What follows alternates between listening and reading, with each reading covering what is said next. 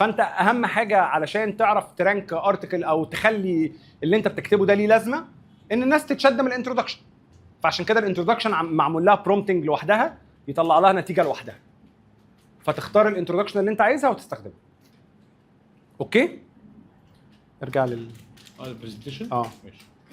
انا البرومبتس نفسها هسيبكم انتوا تقعدوا تقروها، يعني مش هنقعد نقراها مع بعض. بعد كده المرحله اللي بعديها الاوتلاين جنريشن، او ممكن تعملوا دي قبل الانترودكشن مش هتفرق. قبل ما تكتب مقال خطط للمقال بتاعك الاول، ما تكتبوش مره واحده.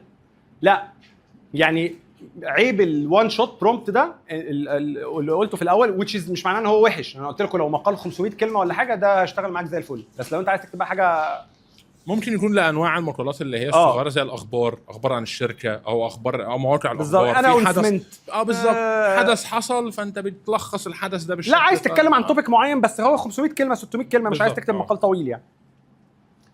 تاني مرحله جنريتنج الاوتلاين. اوكي ان انا اخش على اقول له لا انا مش هقول لك اكتب مقال على طول، لا تعالى مع بعض كده نشوف الاول الاوتلاين اللي احنا عايزين نكتبه شكله عامل ازاي.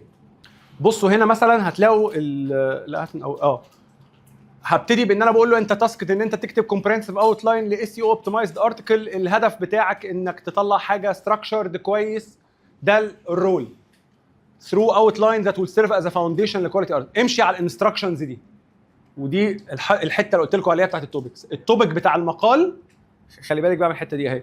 التوبك بتاع المقال حطه ما بين 2 XML tags، وهنا دي معناها فاريبل يعني معناها اني هكتب هنا التوبك. يعني المين كي وورد اللي انا عايز اوبتمايز عليها، لو انا عايز بكتب حاجه اس اوبتمايزد بحطها ما بين 2 XML tags اسمهم مين كي وورد.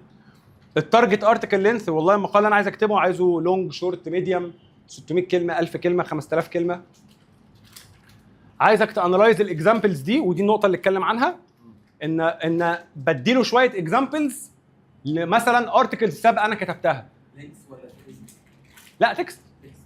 بديله اكزامبلز اقول له والله بص على الاكزامبلز دي حللها عشان تفهم الستايل بتاع الكتابه بتاعي عامل ازاي. وبعدين دي الحته بتاعت الاوتلاين فورمات، بقول له انا عايزك تحط لي الاوتلاين في الفورمات الفلاني، عايزك تحط لي شكل الاوتلاين كده يبقى فيه انترودكشن. الانترودكشن دي متقسمه لهوك واوفر فيو وستيتمنت. دي حاجه تكنيكال في الكتابه، يعني ان انا بقول له الانترودكشن نفسها بتبقى متقسمه من جوه لثلاث اقسام.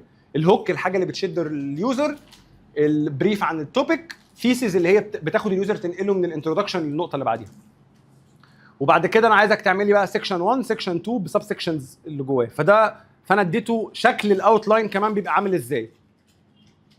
اوكي هو برومبت كبير جدا انا هديه لكم كله، بس انا حبيت اعدي عليه عشان اوريكم ده حاجه عالميه بصراحه. البرومبتس السوفيستيكيتد بتبقى مكتوبه ازاي.